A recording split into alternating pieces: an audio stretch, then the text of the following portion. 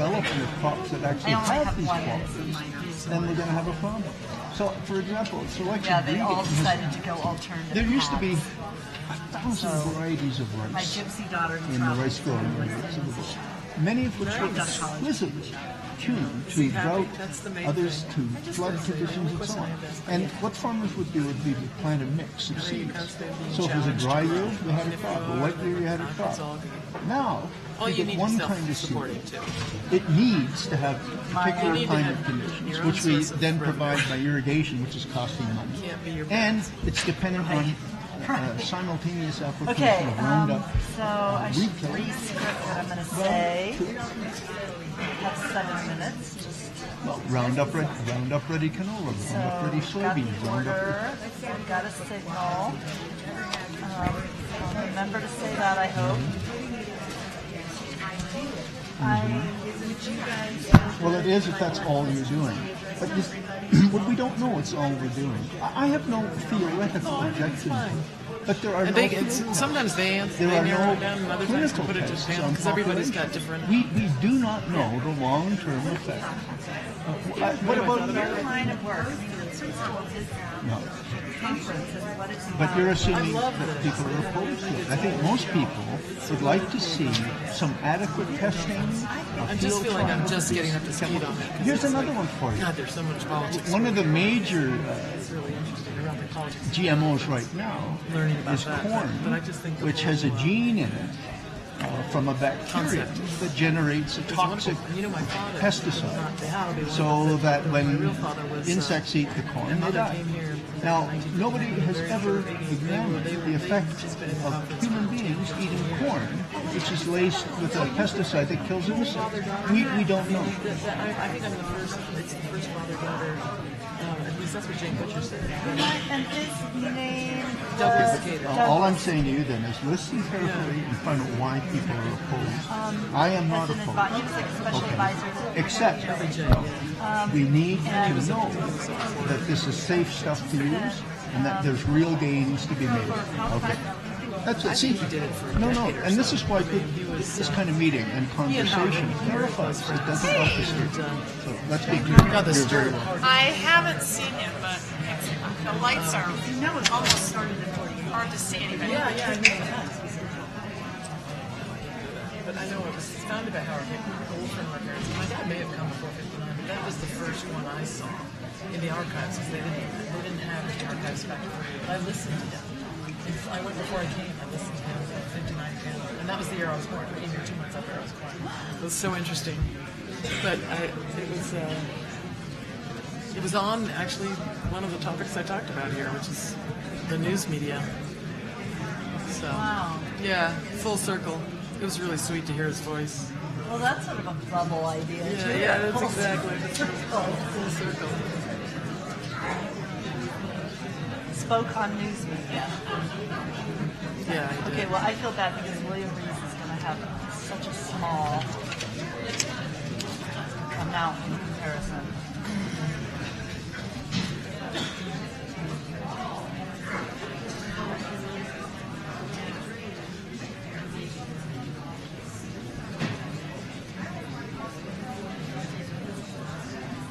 I'm going to read a quote off here. That's the only reason I'm going to have this. I know I'm cheating. I have a computer.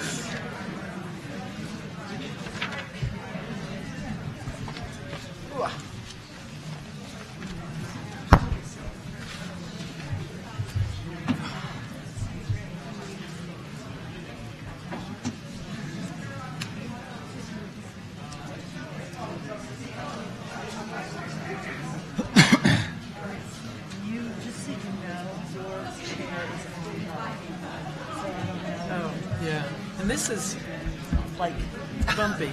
I can really pop my water.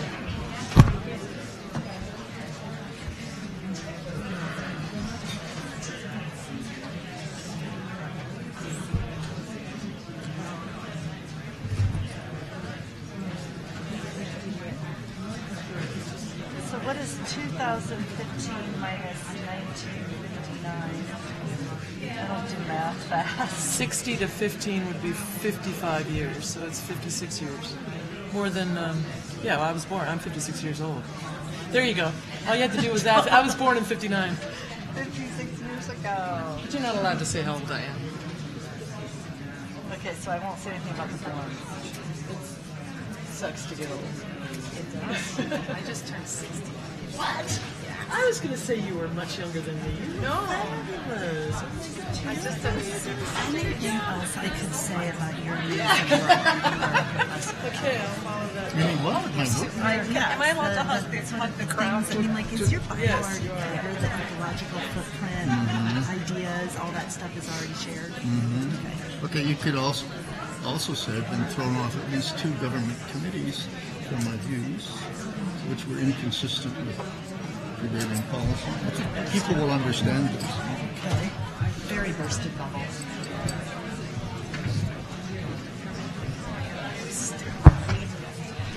Just tap and make sure your mics work. Yep. We're on. It's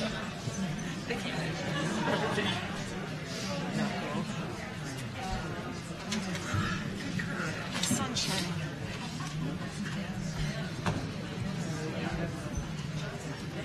Hey. Good to see you. Oh, I won't say anything you don't know already. He's works in Antarctica. I'm not saying anything, but I'll do my best. Right, that's right. Oh, well.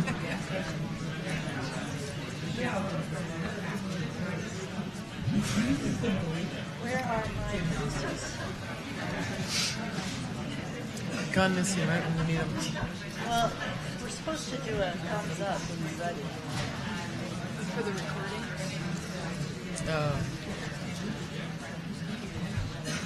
Oh, there she is.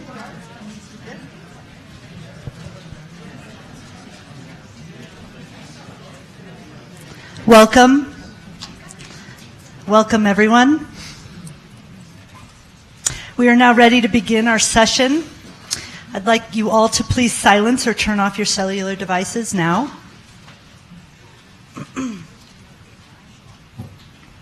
It's April 9th, 2015, 2 p.m., and this session is 4611, Energy from Fossil Fuels. Yay, we've got gas. My name is Julia Hallaby, and I am so pleased to be moderating this session today. And I would like to introduce our distinguished guests. I am going to introduce in order of speaking, but not in order of sitting.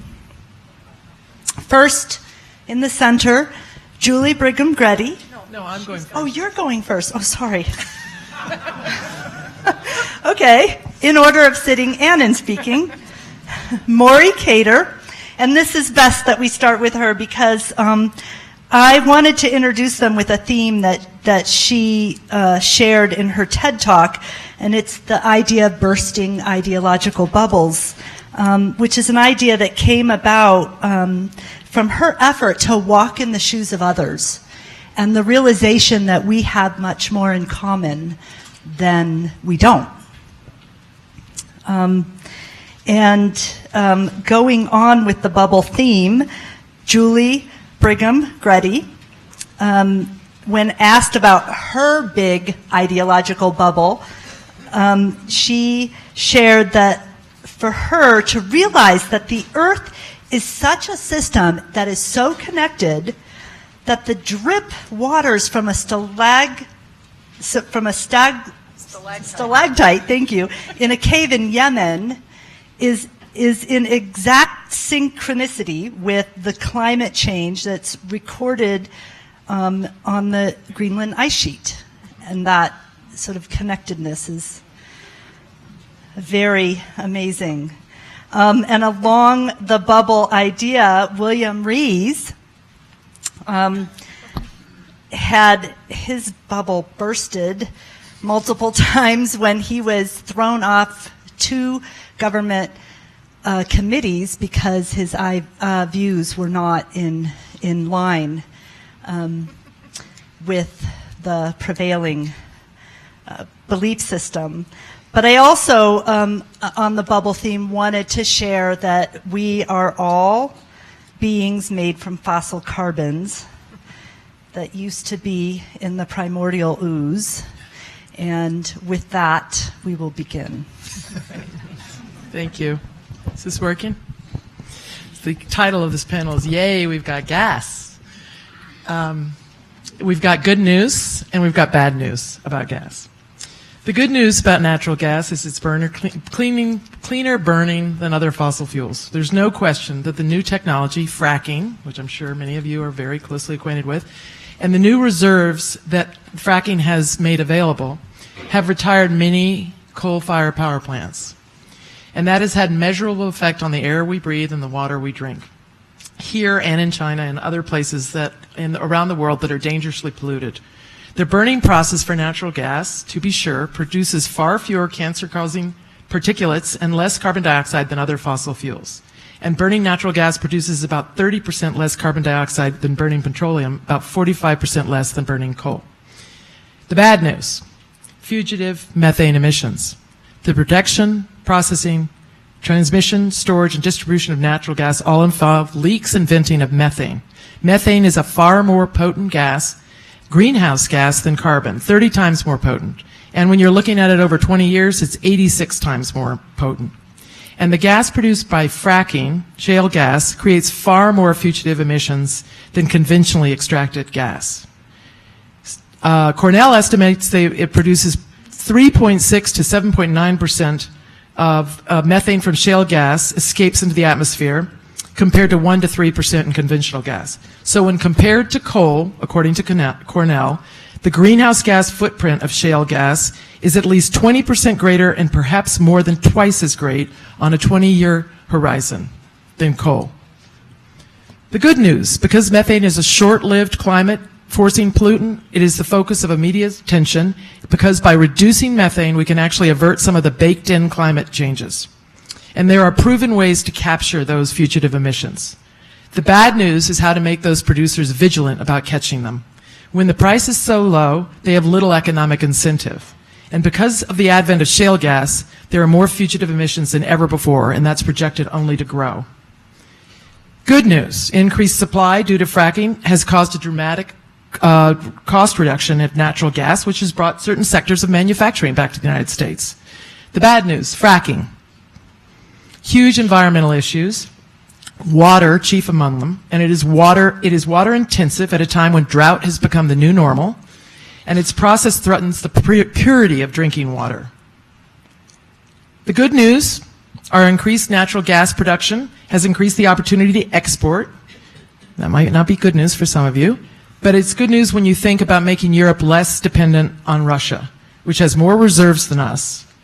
Bad news: the U.S. is the largest producer of natural gas at the moment, but we're fourth in terms of proven reserves, which means Russia, Iran, and Qatar have more reserves than we do, and eventually they're going to make us, as we move into the world market. Right now, natural gas is priced locally. As we export and more of these local markets merge, it's going to become a world market just like oil. So that means the price of oil, we will be subject to the same kind of dynamics that we're subject now with the price of oil. It means guys that don't like us have more control over our economy than we would like, and that's a very vulnerable position to be in. The good news is that natural gas provides cleaner, cheaper burning baseload than even coal. Renewable advocates are some of them are very supportive of natural gas because you can marry it with renewables. The bad news is that the low price of natural gas has moved many states to upend their renewable portfolio standards. These are standards across the country that require utilities to have a certain percentage of their electricity generated by renewables. And those standards are under attack at this point for a variety of reasons, but the low cost of natural gas is one of them.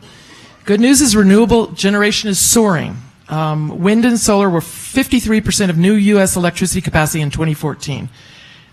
Fossil fuel generation still dwarfs that of renewables. Price of renewables dropped precipitously.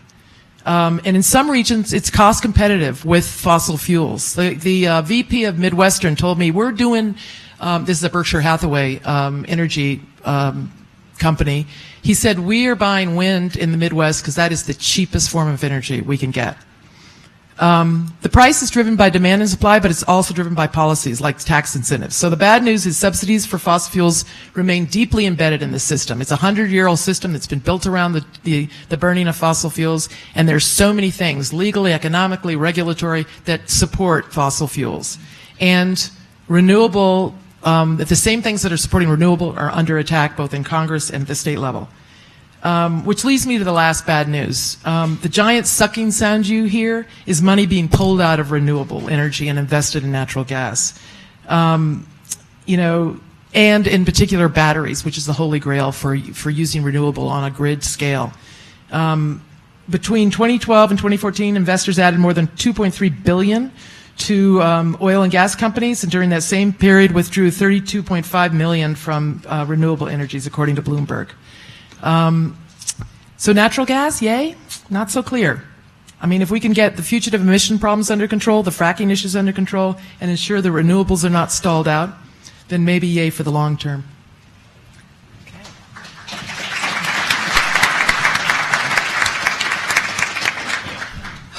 Hello, it's a pleasure to be here. I received both my master's and PhD here in Boulder many years ago.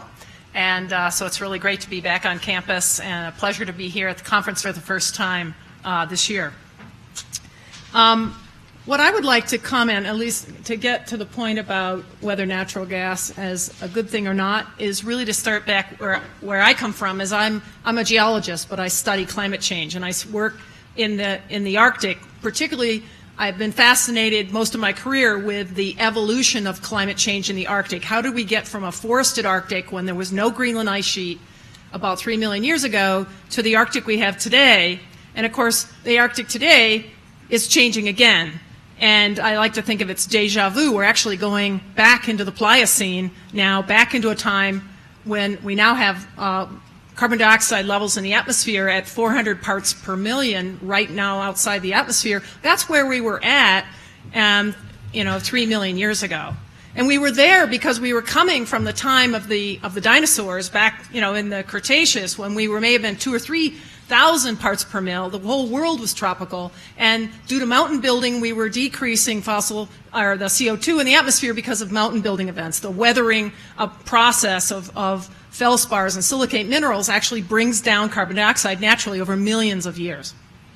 So what we've done is, in very short order of less than 100 years, we shot right back up to levels that are where we were at in the Pliocene. And it's no surprise that what we see are the Arctic sea ice is diminishing. It's getting warmer in the north. Polar amplification caused by big changes in albedo are increasing the rate at which the temperatures are changing in the Arctic. So despite the fact that I just experienced in Massachusetts the coldest January, February, March, no kidding, since records were kept in 1835. This was the coldest 3 months we've ever had, could be in the last 500 years. And yet you just go west of the Mississippi and you've got other parts of the country setting record highs because of some strange weather weirdness, which is perhaps could be related to the decrease in sea ice because it's changing the pattern of the jet stream. So that's where kind of scientists are now trying to figure out, are some of our change extreme weather patterns coming as a result of our warming world? So it isn't a good thing that we're continuing to put carbon dioxide into the atmosphere at a rate that's unprecedented. So the question is how to slow it down. How can we get ourselves off of fossil fuels and onto these renewables? And I just want to follow up on a couple things. We still have countries like big challenges like India, where 75% of their electrical production is from coal. In China, it's much higher than 90%. In Russia, it's more natural gas and actually nuclear. They're on a kind of a different path. But nevertheless, the coal fuel that we're using, as Maury said, is really toxic. But maybe gas isn't that much better. So yesterday, if those of you saw the plenary talk by Richard Alley, he made the point about we went through a period in our history some hundreds of years ago when we went through this kind of peak whale oil. We used to burn whale oil. We went through the peak of that, demise of the whales to some extent. Then we went through peak wood, where we cut down all the trees and burned a lot of wood. Now we're trying to get ourselves off of coal, and maybe we should call an end and call it quits and have the end of peak coal, shall we say. But maybe gas isn't the next way to go. Maybe we really should just skip the gas process and go right straight to renewables so we don't have to go through the gas process. And I want to end just with a quote, and excuse me for opening up my computer to read it. But this is a quote, and I want you to see if anybody in the crowd knows who said this and when. "I'd put my money on the sun and solar energy. What a source of power. I hope we don't have to wait until oil and coal run out before we tackle that." Now, who said that and when? Anybody know? Yes? Henry Ford. It was actually, you're close, Thomas Edison speaking to Henry Ford and Harvey Firestone in 1931. So, we should have listened to him. Thank you.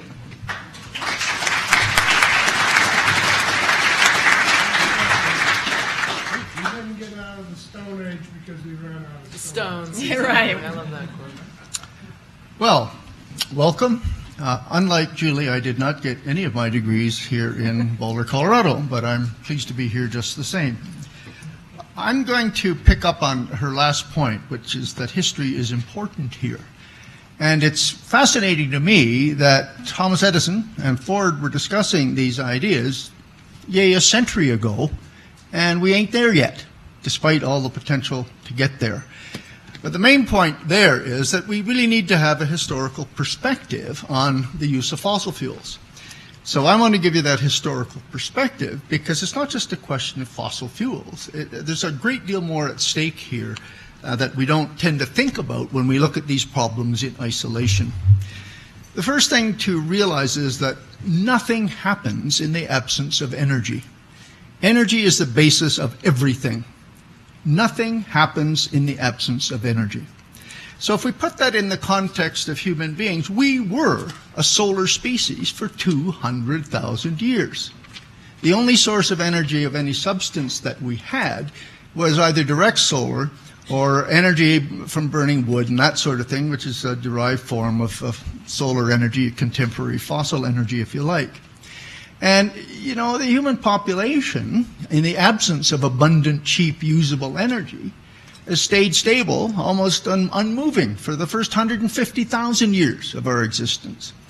About 50,000 years, it started to grow a little bit, but not in any particular place, because we were always limited to the available solar energy.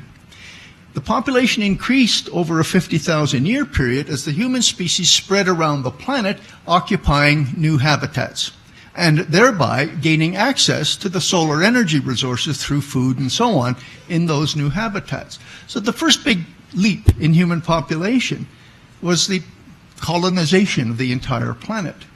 The next big leap was with the dawn of agriculture, not because it was a great invention. In fact, we were forced into agriculture. It seems now that we became so good at hunter-gathering that we hunted out our habitats and picked out all, and we had to resort to agriculture. In fact, in many places, people resisted agriculture if they could still hunt and gather because agriculture is a hell of a lot of work. Okay? So, but about 10,000 years ago, there was an uptick in human populations associated with the increased access to energy. But that energy was exclusively in the form of solar energy incorporated into the more abundant foods, which now supported larger populations, enabled division of labor, the emergence of civilization. But that remained pretty flat for about 10,000 years, up until about 200 years ago. Maybe 150 if you really wanted to put a finger on it. What happened then? What happened then was that we began to understand the technologies of using fossil fuel in ways that were unimaginable prior to that. So 150 years ago, we tapped into a source of energy. Now remember, I said nothing can happen without energy. But lots can happen in the presence of cheap, abundant energy. And that's what fossil fuel represents. In 1800, the global population was about 1 billion people. By 2000, just 200 years later, it was 6 billion people. We increased by a factor of 4 in the 20th century alone. And if you look at the increase in human population and tie to it the increase in the consumption of everything else and tie that back through the economy, what becomes abundantly clear is that explosion of human numbers and that explosion, a much greater explosion of material wealth, much greater than the population, is attributable almost entirely to the availability of abundant, cheap energy. Now, sure, medicine made a big deal, survival rates increased, but it wouldn't have had any effect at all if we hadn't had the energy capacity to support the people who survived. So whether we acknowledge it or not, we are the product of energy in a very significant way. We have created a global culture based on fossil fuel, and today almost utterly dependent on fossil fuel to maintain and to sustain it for the foreseeable future. Now that's a pretty scary thought, because this is a Jekyll and Hyde story, and I think we've heard plenty about that already. We're at the point now where the scale of the human enterprise and the burning of fossil fuel has returned so much of that fossil carbon, and this is Julie's point, from where it was laid down millions of years ago in the strata of the rocks into the atmosphere, that we've reversed the climate to the point where it was when that stuff used to be up in the atmosphere. Keep in mind that the Earth has buried that carbon, and we're returning it back to the atmosphere, and hence returning the climate to the kind of climate that existed when it was there in the first place. We are almost certain to pass the 2-degree increase in mean global temperature. No matter what we do today, I think that's pretty much guaranteed. In fact, some would argue, Julie may have more recent data, but if we maintain our current track and implement all of the strategies that people have talked about that are on the books now and so on, we're likely still headed for a 3 to 4 Celsius degree increase in mean global temperature. And that over the next century or two will be catastrophic insofar as it causes a migration of climate zones. The best growing climates will move away from the best growing soils. Sea levels will rise more significantly than before, and so on and so forth. To avoid that kind of scenario, recent studies suggest that somewhere between 2/3 and 3/4 of the fossil fuel that we now have access to should stay in the ground. So look at the conundrum that we find ourselves in. We are the product of fossil fuel. We depend utterly on abundant, cheap energy to maintain the current status of civilization. And yet, if we continue to depend on the current form of dominant energy, about 90% of the energy used commercially on the planet is still fossil fuel, we condemn ourselves to the kind of climate catastrophe that I mentioned a moment ago. Nobody that I'm aware of is yet prepared to talk about serious policies to keep 70 or 80% of the fossil fuels in the ground and make the massive investment needed to move us into alternative forms of energy, which is the other way to go here. It's the only way that makes sense. But even there's unfortunately, a Mr. Hyde part of the story. I want you to think of the ways we use abundant, cheap energy. Okay? It's not to maintain the status quo, but it's to grow. And if we find, listen to me very carefully, should we develop a number of alternative forms of energy to replace fossil fuel in the same quantity and with the same ease of access and all of the rest of it, and we don't change our other values, if we continue to grow, then we will wipe out the ecosystems of the planet, destroy the fisheries, overharvest the soils, and so on and so forth. So it's not just that energy is necessary, but energy has made it possible for human beings to alter the face of the earth in ways that in the long run, meaning next century or so at least, may undermine the possibilities of a human civilization on planet Earth. So even finding the substitutes for fossil fuels isn't necessarily the solution unless we get off this notion that infinite growth on a finite planet of one of its subcomponents is possible and desirable. In my view, it is not. You may have a different view, but show me the numbers. I have numbers to suggest that it isn't possible. It's in our eco-footprint analysis. I'm willing to entertain any vision that says it is possible, but show me the numbers. Thank you.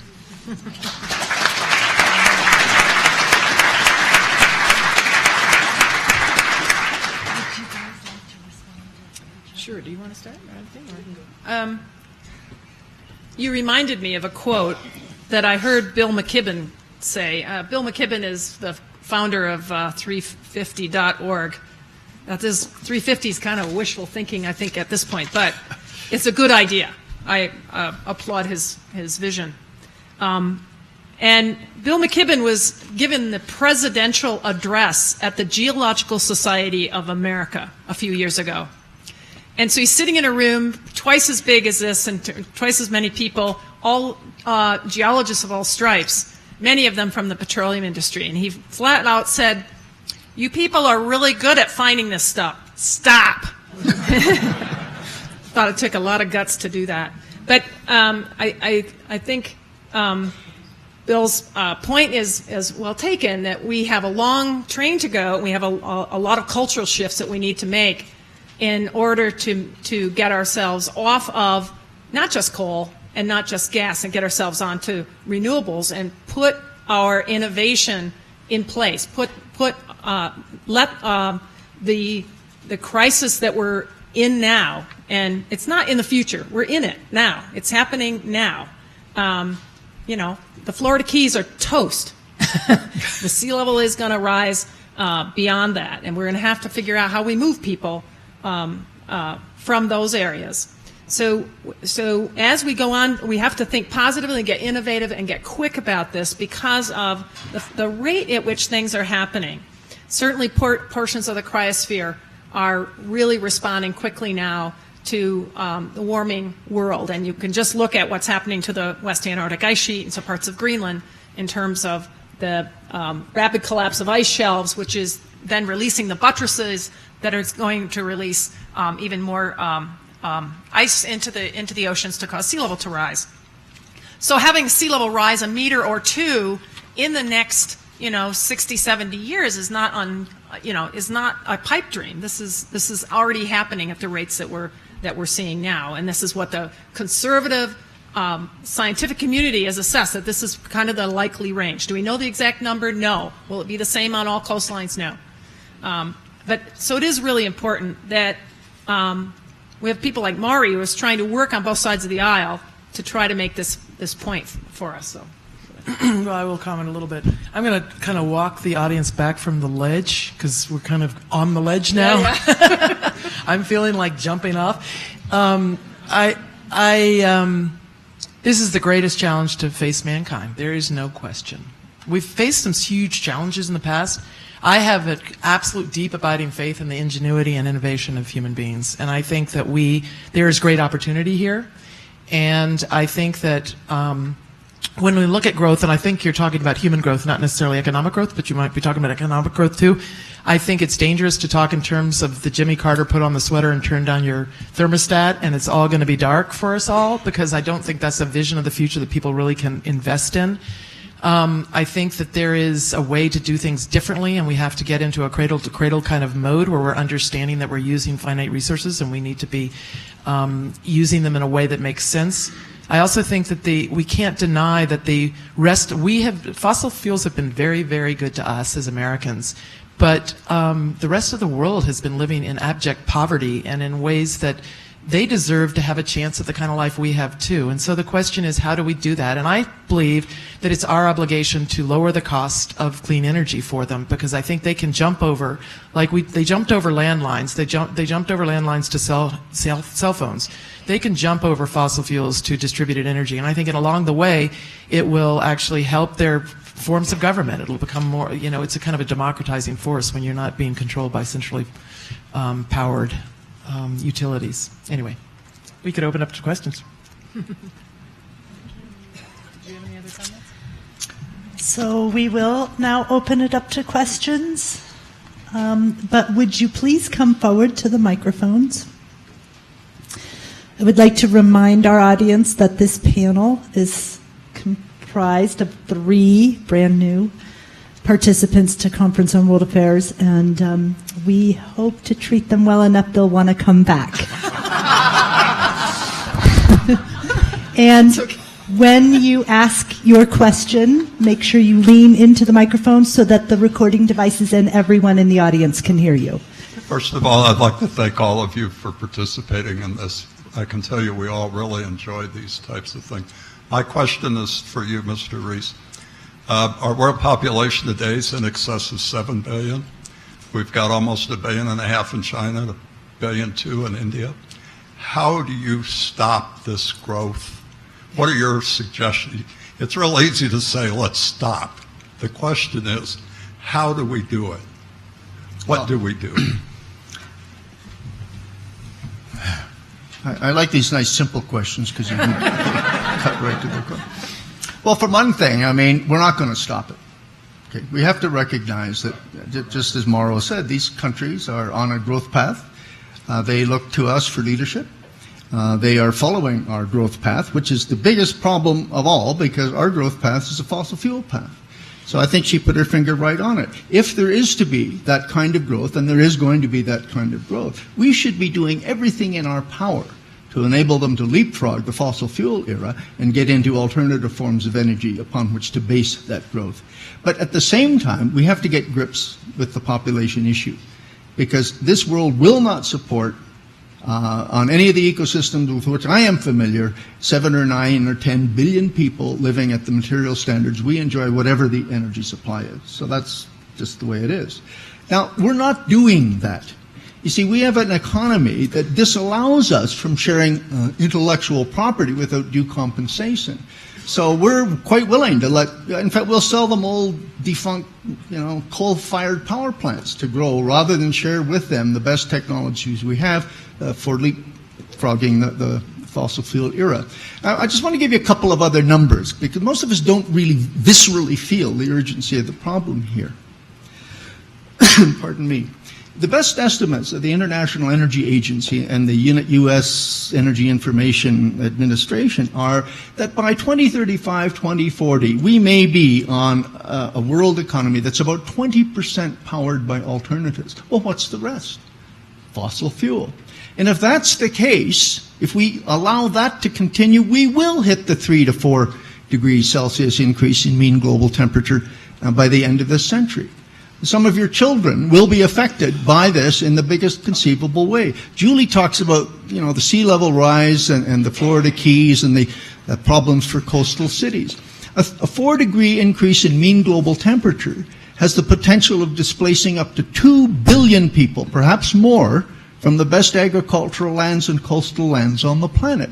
What would this Earth look like with 2 billion people trying to get into the United States and Canada and Europe and and by the way, the southern half of the U.S. would be dried up and blown away by this kind of change as well. So we're a little concerned about that in Canada.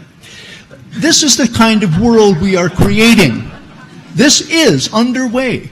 I mean, that's what the science is telling us, that this is underway. We see the crack through the door, and the picture that we look out on is not a pretty one. And yet we're doing none of the kinds of things that we're talking about here as necessary to head off the crisis. We respond to the here and now. And it's very difficult to get people to understand the implications of 20 years from now. It's impossible to get a corrupt political system based on a 4- or 2-year electoral cycle to respond to problems that far away. So we're really in a dilemma of human behavior as well as of environmental and economic agency. Okay. Can I, in terms of population, it's a really difficult thing to talk about, and most people want to avoid it because it is such a difficult issue. But I think, one of the simplest things is certainly having a broader sense of how we need to take care of all of ourselves on the planet, get a better sense of how we need to all, be invested in this effort. And the other one is really important is educating women. We have nasty groups out there who don't want women to get educated. We all know about those people, but this is really important that we can decrease population by educating more women around the world. And just to pick up on the point, things are going to change. I mean, I just want to remind everyone, I think it was in 2003 that we had big heat waves in Europe, gigantic heat waves. 30,000 people died in Europe in 2003 because of the heat wave. Most of them were elderly people who did not have sufficient air conditioning systems to deal with the heat. So those kind of extremes are going to be the new normal a few decades down the pike. And we're already seeing, even just this year, as at Santa Fe, Tucson, hit over 100 degrees for like 10 days in a row, which was a record for March.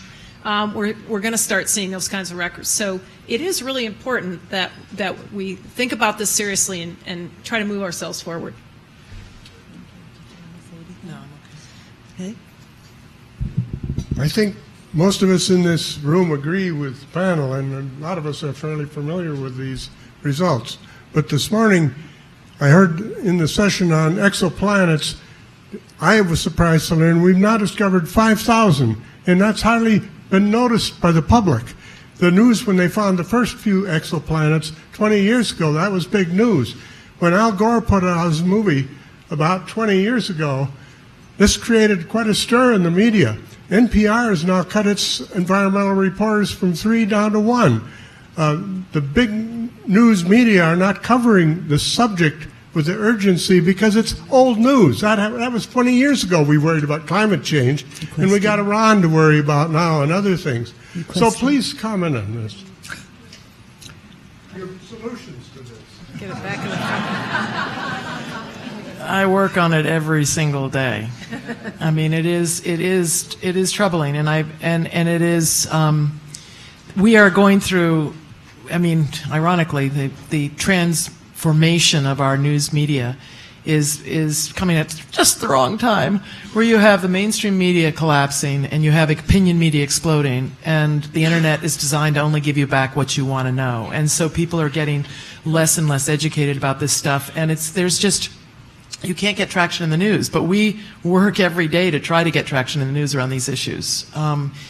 And it's hard when you have one set of opinion media calling this a Democratic conspiracy to socialize America. So the politics in the United States are crazy, and we're also working hard on that. I would say that one of the things that people can do locally is really engage with people of the opposite ideological view, and in a non-confrontational way, to try to find common ground and expand thinking about it. Because I put it in another panel. The whole issue of climate change has just gotten so toxic in this country, it's impossible for Republicans to engage on it. And it's partly because, if you, and I kind of just judging from the crowd, who are you going to trust, Al Gore or Rush Limbaugh? They trust Al Gore the way liberals trust Rush Limbaugh. I mean, it's that simple. And so you have to have trusted people talking about this issue. And so what we're working on is engaging trusted leaders in conservative circles to be talking about this issue. And it's really slow going. I think just to remind everyone that, I think we're kind of where we were with cigarettes a long time ago, and I said this on a panel yesterday, so forgive me if you were in the panel, but there was a time when this exact same people who are trying to continually tell us to deny climate change are the same people who said that cigarettes and cancer aren't linked. And exact same scientists. Exact same scientists. People. Exact same people, same lobbyists. If you look at Naomi Oreskes' book, The Merchants of Doubt, she articulates that extremely well. And I think there's a movie coming out that will make it even easier for you to hear about that. So we really need to remember that we finally got the lights on in our brains about these issues. Have we stopped smoking? No, of course not. Even though this campus is mostly smoke-free. I've seen a few cheaters. But we do, we are in that situation where we have lobbyists telling us the other side, and we have to stop listening to them and wake up. And your kids, the kids in schools are getting it. They're getting it, and I think we shouldn't give up on the hope we have in them and the innovations that they can give. That's exactly right. I mean, 7 years ago, Nancy Pelosi and Newt Gingrich sat on a couch, and they both acknowledged climate change was real, and it was something that, while they didn't agree on much, they agreed on that, and we got to do something about it. It was a disinformation campaign that happened when suddenly a carbon price was in the offing in the House and the Senate, and this was the cap and trade bill. And it was a disinformation campaign by the most deeply embedded, well-heeled industry in the history of the world, and they are not going to want to change up pretty easily. I mean, they're going to fight it, and we should expect that. And what they've done is they've managed to target Republicans because they have framed the solutions to this problem as something that challenges deeply held Republican values. And that is that solutions that have been put forward, they say, will limit freedoms and grow government. And that's not inherently true. What we're talking about is not socializing the cost of pollution. And what we're talking about is having industry bear the cost of the pollution that they create. So that's a very inherently Republican value. So it's really important that we understand the dynamics at work here. And I really want to add to this point. I know we're taking more than our share of time, but I invite you all, you don't have to believe us, go back and read online the Lewis-Powell Memorandum, or the Powell Memo. I mentioned this the other day as well. It was a prescription by a corporate lawyer submitted to the U.S. Chamber of Commerce that said, look, the corporate values upon which America is founded are under threat from the environmentalists and other communist-type movements.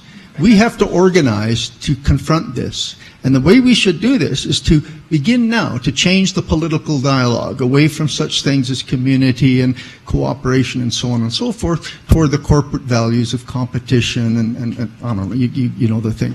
So follow the links from that memo, and you will find that it wasn't the whole story, but it provided a catalytic way by which the corporate sector has purposefully, over the last 40 years, changed the nature of political discourse in North America precisely so we can't talk about the things we need to talk about, and to entrench corporate values in a way that makes it almost impossible for us to move along. This was also a period in which the marginal tax rate for the super rich was 91%. It's 37% today.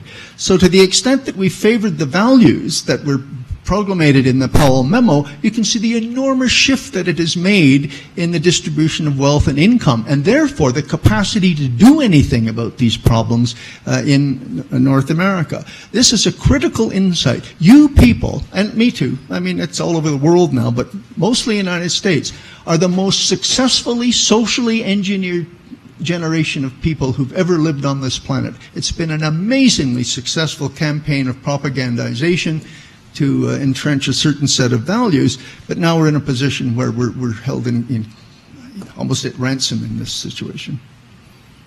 Next question. Hi, a great deal is discussed about mitigation for the current situation and going forward, and even imagining that we spend a 25-year cycle and do a substantial amount of mitigation. Much less is talked about adaptation. And it would seem that adaptation is something we're going to be forced to deal with.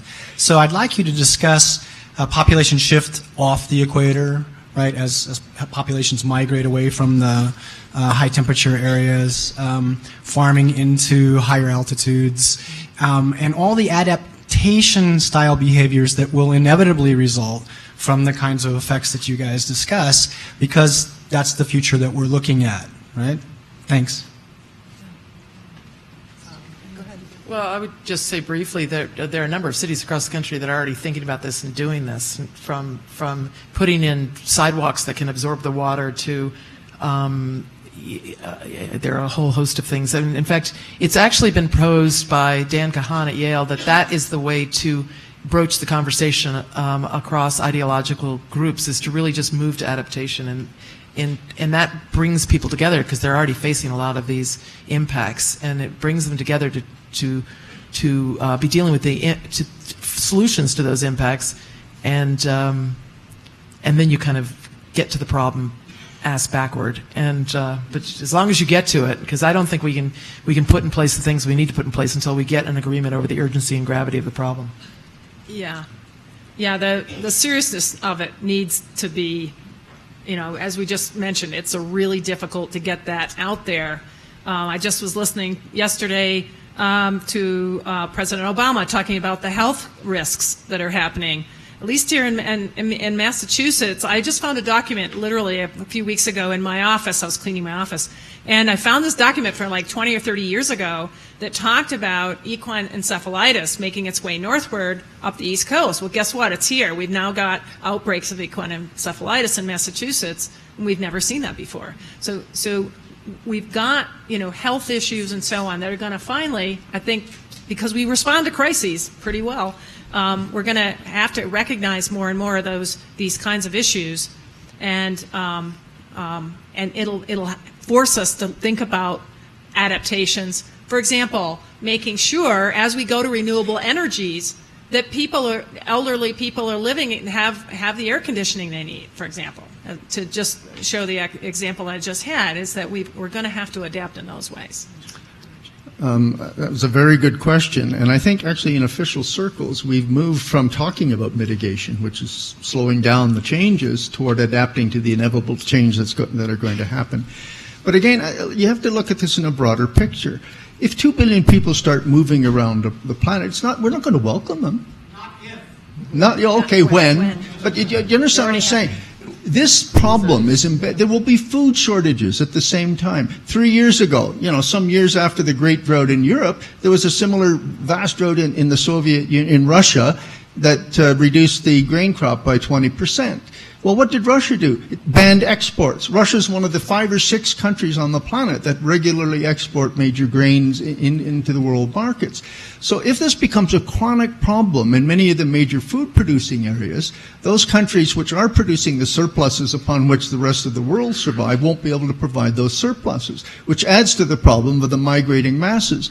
So we'll simultaneously be confronting, if it goes to this is the worst-case scenario, it's a 4-degree scenario.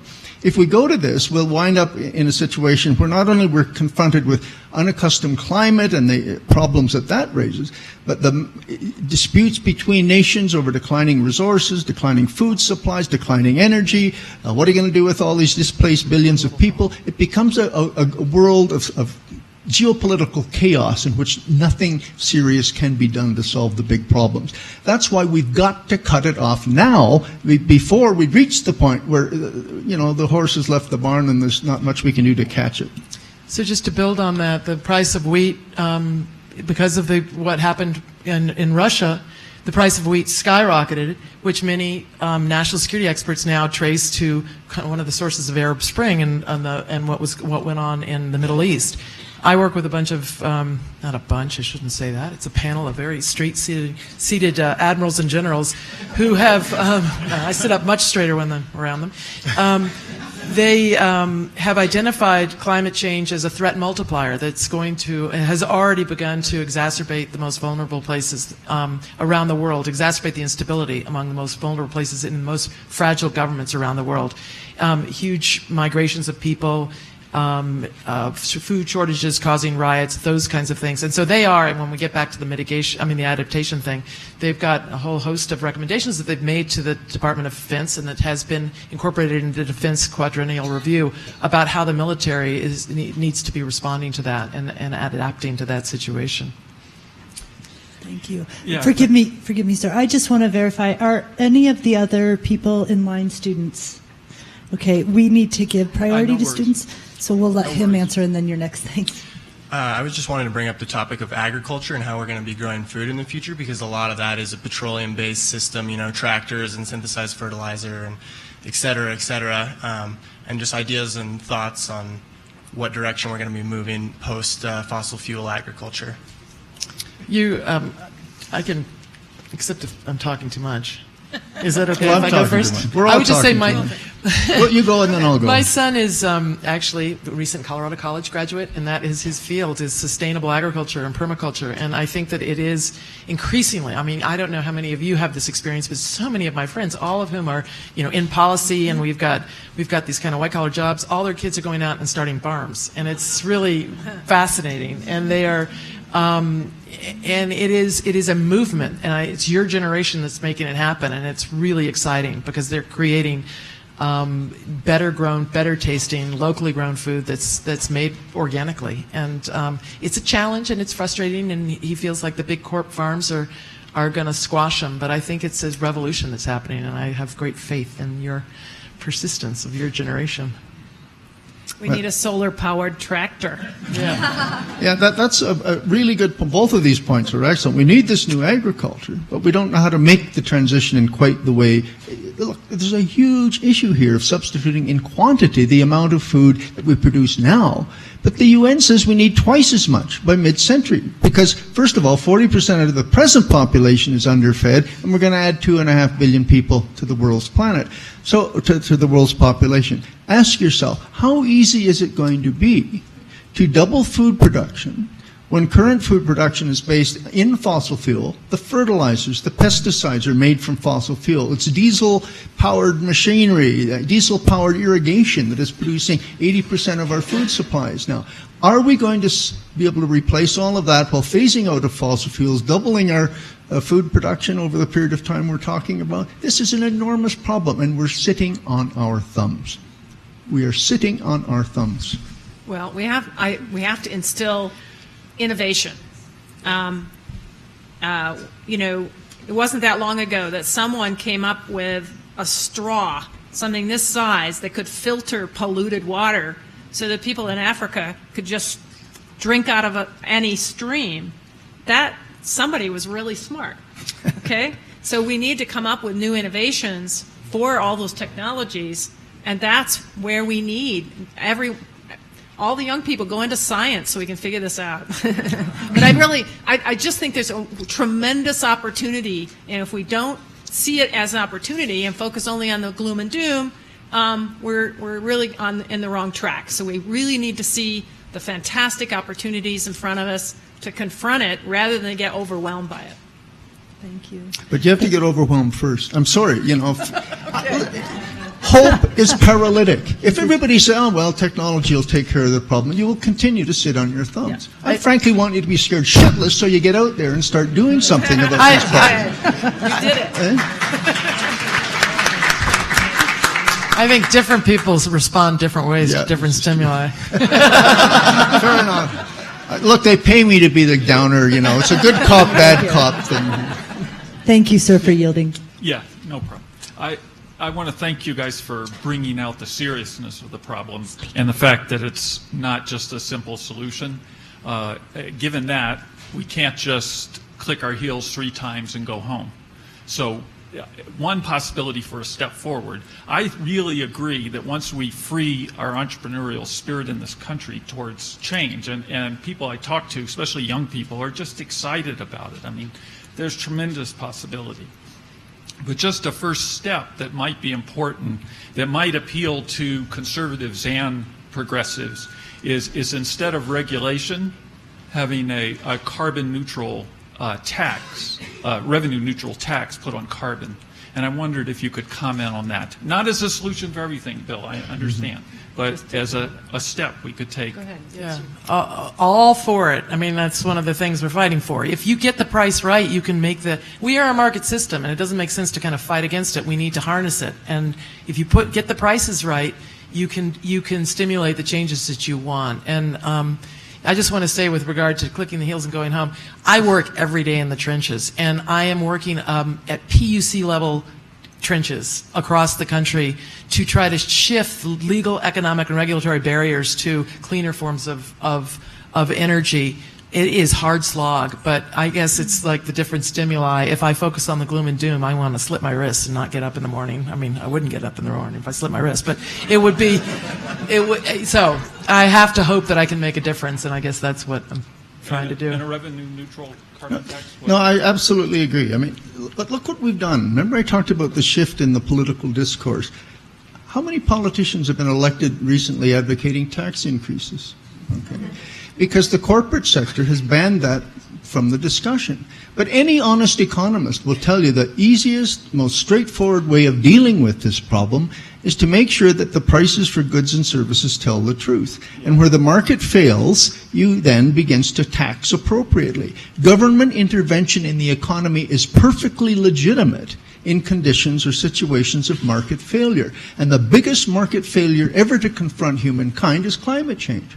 If we doubled or trebled the price of fossil fuel, everybody screams, I don't want to pay more for my gas. Well, you wouldn't, because the system would respond. By producing cars that are 2 or 3 times more efficient, you'd be paying more for fossil fuel per unit, but you'd only need 1/3 as much. You wouldn't be out of pocket necessarily anymore, but your fuel consumption would have been reduced by 2/3. And I can give you example after example of how this ramifies through the economy and stimulates the innovation that we need. Right. We subsidize fossil fuel in this country and in my country at the expense of developing the alternatives that we need to bring us through into the future. So thank you. That was a very excellent question. Yeah. I'd just like to add that kind of in a simple way, it's just too bad CO2 isn't pink. Because, it's a waste product from what we do. And we have to pay, or at least I do, I have to pay to have my trash taken away. That's my trash that I've created. And yet when we burn and drive our cars, we're producing a trash that seems to be free. Now we're paying for it. So I just really wish it was pink. Because if our skies were pinker, we'd really be upset about it like we were about pollution in the late 60s. And I just want to add that if it's revenue neutral, it's going to go back, especially to low-income people and middle-income people. So it won't be paying more and then it'll be paying less for the same. Okay. So let me just make one other. Oh, sorry.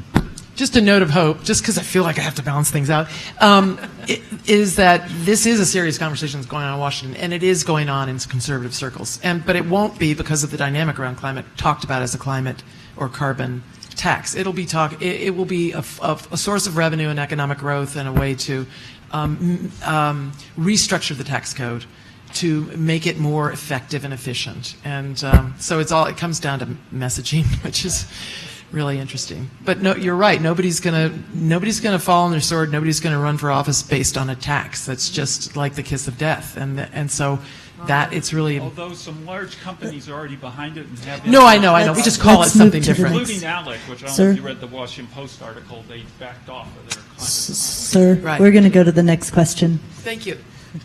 Hi, my name is Kat Haber. I marched 3,000 miles last year, 246 days, because I'm from Alaska, a place where we are experiencing more direct, immediate climate change consequences than anywhere else in the country. Along the way, we listen to many stories of people who are frightened about floods, extreme weather, wildfires, droughts. It's happening in the country, and we listen to a lot of scared people, and they don't know what they can do about it. So my question to you, Mauro, is I have conservative leaders from my state. They see climate change happening. 90% of our state budget is dependent on oil revenues. We'll have a $3.5 billion deficit this year alone. Help me. Yeah. I'm there. If you've got conservative leaders to speak out, we need to get them out there. We need to get them out there talking. I mean, part of the problem is this partisan divide, and we need to break it by having courageous conservative leaders talking. The oil revenue situation in your state makes it a really interesting dynamic up in Alaska. I mean, it's just, it's fascinating. But I actually think the fact that the price of oil has dropped and the revenues are down actually provides an opening. So when I talked to them about that opening, they said, now we don't have any money to do anything about renewables. Right. So they need to get innovative about other industries. Right. And go tell people in Shishmaref why their coast is retreating, why they're going to move the villages. It's fascinating that they seem to want it both ways up there, and I really sympathize with you. But give me your card. Yeah. Keep in mind, too, that if we had a coordinated program of raising the price, you could sell 1/3 as much oil but have the same revenue stream if your royalties were tripled. Thank you. I wondered if it's okay if we stay with this microphone, just because they've been here. Okay. One more on Go this ahead. side. Thanks. Hello. I work on restructuring the electrical grid. Yay. And I started off thinking it was a technological problem. Luckily, as an electrical engineer, I realized we got it. Not a problem. We can get alternatives, we can get renewables, we can retire coal plants because they're old and they were put in a long time ago. So I moved to thinking of it as an economic problem. And I think the question I have for you is, I see a large need for infrastructure to be invested into Western countries, US, Canada, Western Europe, to upgrade technologies that were put into place 1930s, 1950s, 1970s. Yeah. And it seems like we are unwilling to pay for that. We as citizens, we as voters, we as politicians. So how do we get people to want to make the infrastructure of the country better?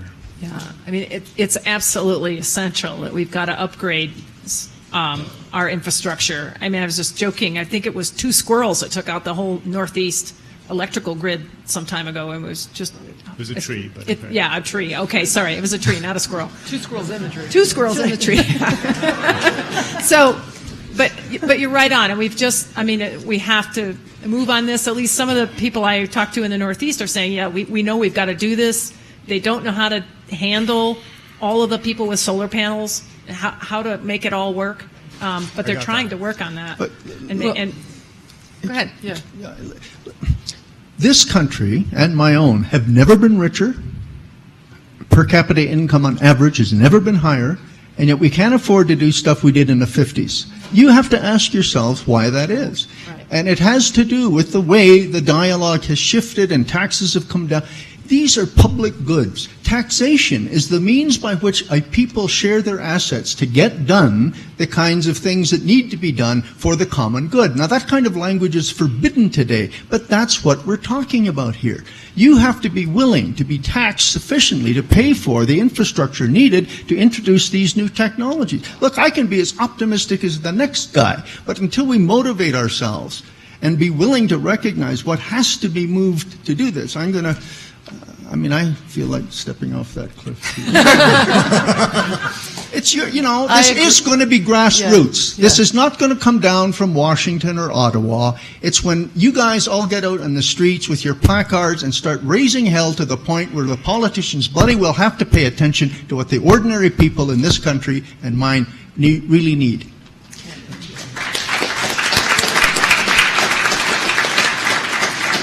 And the good news... I'm always looking for the pony in the pile of poo. I got to tell you, it's just my nature. But NARUC, which is the National Association of Regulatory, Utility PUC commissioners across the country, come for these annual meetings of NARUC, and I was there just 9 months ago. It actually took place in Denver. And the good news is that the fossil fuel meeting, which was, how here they schedule the things they anticipate the most attendance in the big rooms and the ones that they think nobody's going to show up for, it's the small rooms. So they had the solar industry distributed generation panel in a really small room, like West Ballroom. And they had the fossil fuel one in something 3-4 times the size of this room. Nobody in the fossil fuel room. The distributed generation one was packed to overflowing, standing room out in the hallways. And what PUC commissioners told me that they feel like they're drinking from the fire hose. So when you say it's an economic problem, it's a legal, regulatory, and economic problem. It's a problem of having a century-old system that is built around centralized fossil fuel generation. And so it's a big problem. But there are, you're having fights like Barry Goldwater Jr. fighting the utility in Arizona because he wants to own and control his own energy, and so do all the other Tea Party members in Arizona. And so the utility, what's happening with utilities is they're seeing their revenue streams being eroded because distributed generation means less people are paying, bills. And it tends to be the more wealthy people who can put the solar panels on first. But the utilities still need to deliver the electricity, so there's still all these grid services. And so we need a new utility model. There are cascading problems, but there are a lot of people thinking about it. And I just think what was interesting is all these conservative PUC commissioners wanted to know how to deal with renewables. And that seemed kind of an exciting sign of hope. Thank you. Thank you, sir, for yielding. I'm up here because I can't scream loud enough about this. The Chinese came to Oak Ridge in 2008 to make copies of a PDF of a technology we developed in the 60s and 70s.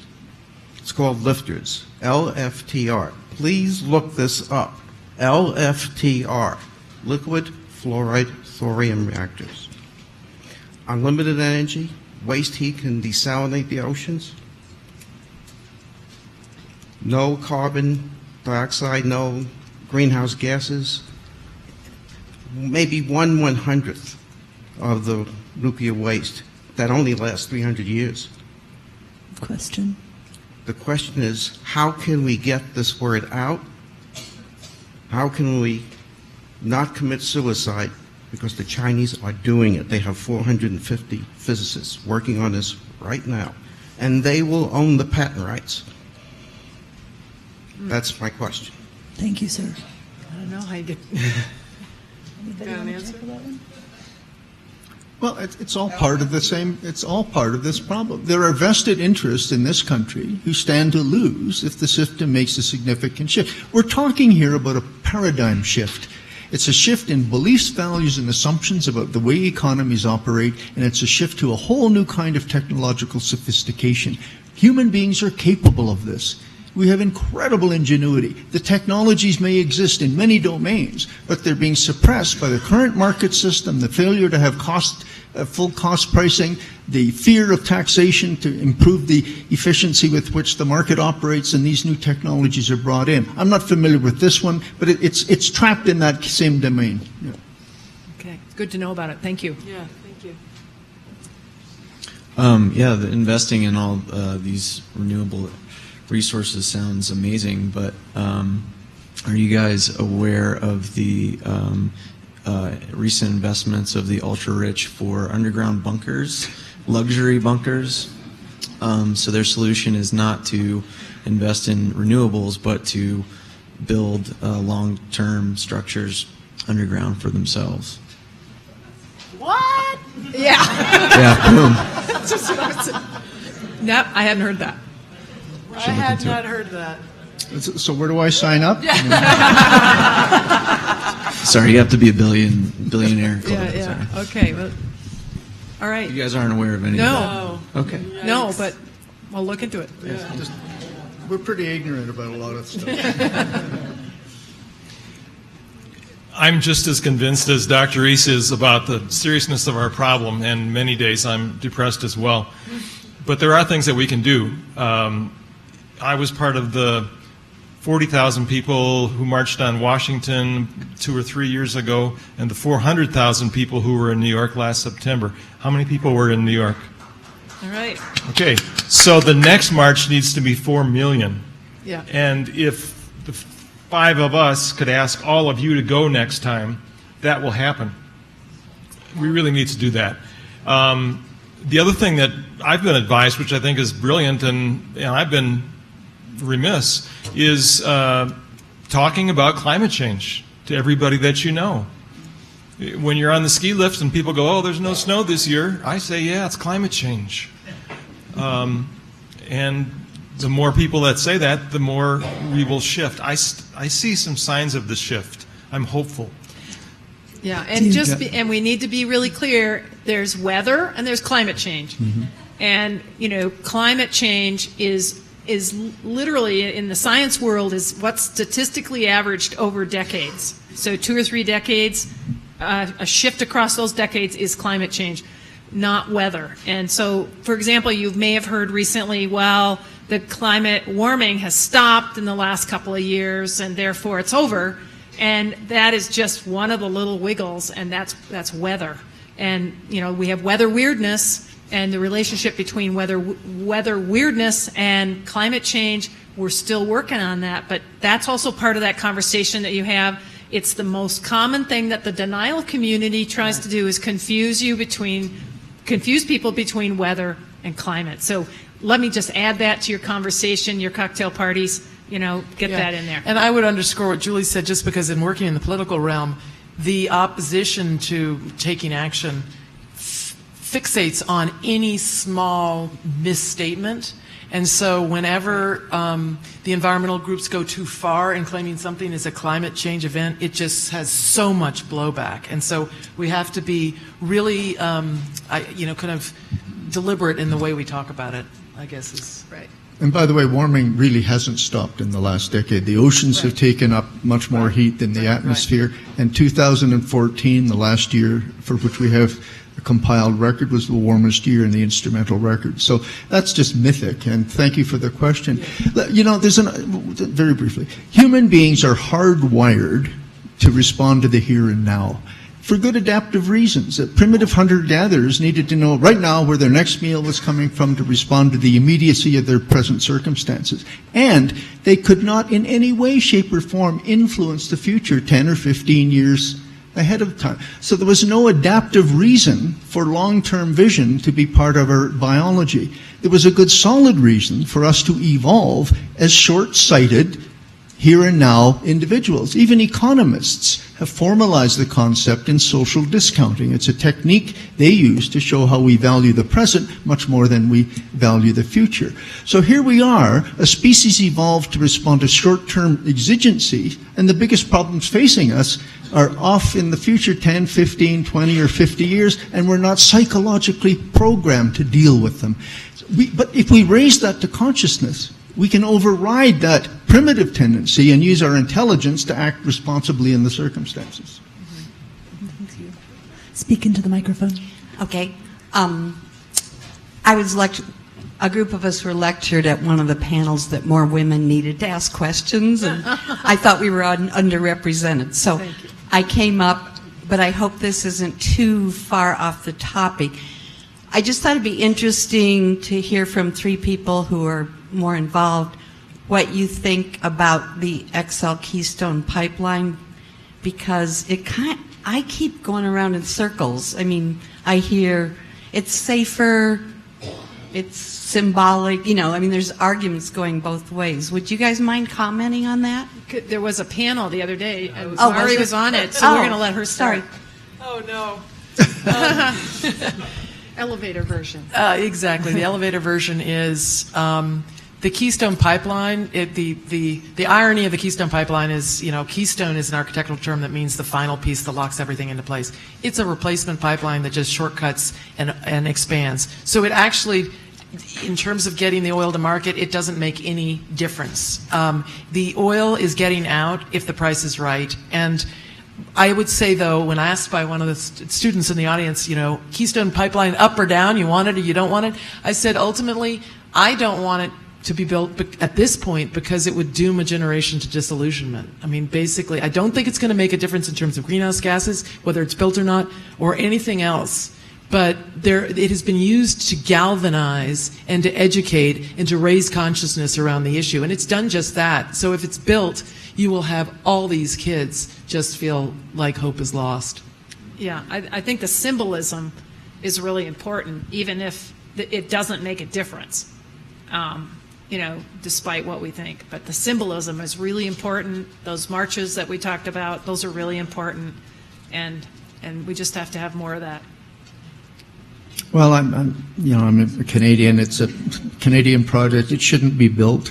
But the way the country is responding, at least the oil companies are responding, is they now have a proposal for a Trans-Canada pipeline. So the oil will be used. It will be marketed one way or the other. But the symbolic importance of blocking it is enormous, the psychological importance. So I totally agree with my colleagues on that particular point.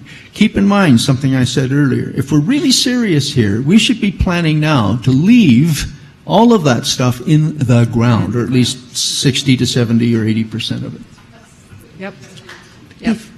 Before you answer, I just want you to know we have 9 minutes, so we can take another question. Yeah.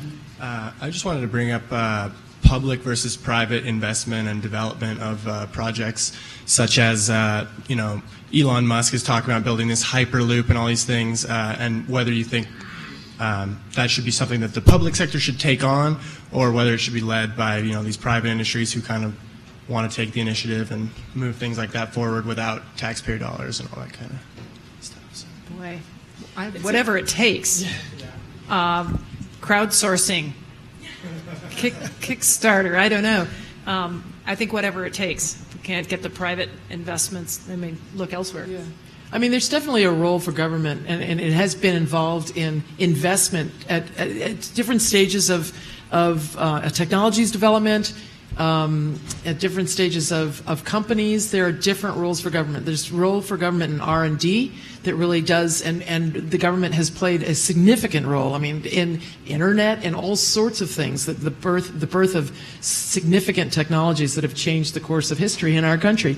And then there's loan guarantees, and so there's huge amounts of political hay that was made over Solyndра's demise, and Solyndra went down because the market was working. It was too expensive.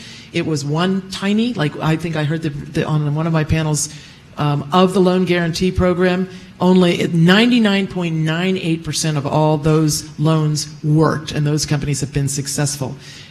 There are different stages in development where, private industry needs venture capital. We all know about the Valley of Death, and that's one place where new technologies really need help to get across the Valley of Death. And that's where you go from the technology's been discovered and kind of perfected to commercialization.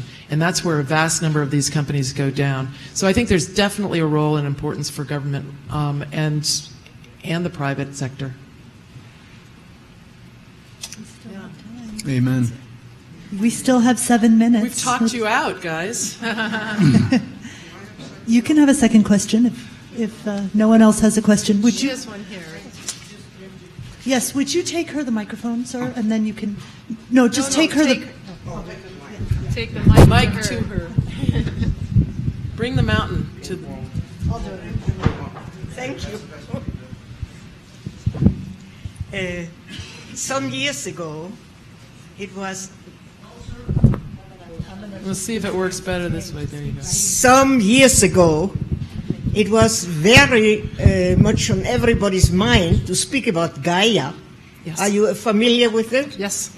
I wonder if Gaia and its personality as a globe has any influence on this population explosion. It has been on my mind, and I kind of hesitate to ask, but if you people have anything to say about it, because I do think that we are already at a maximum capacity, and I believe that something pretty catastrophic is going to happen because of this. Yeah. Well, I'm glad there's a blacker voice in the crowd than mine. Right.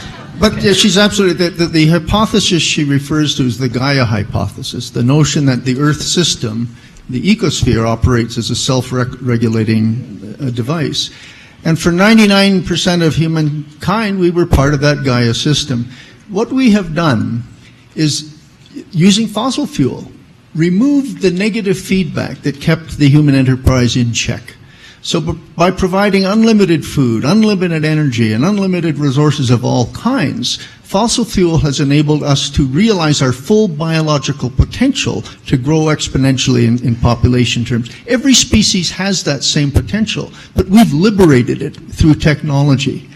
Gaia will have her revenge, and that's why we're having these meetings. If we don't get a grip on that system and shrink ourselves back to something that Gaia can sustain, and then Gaia will do it for us.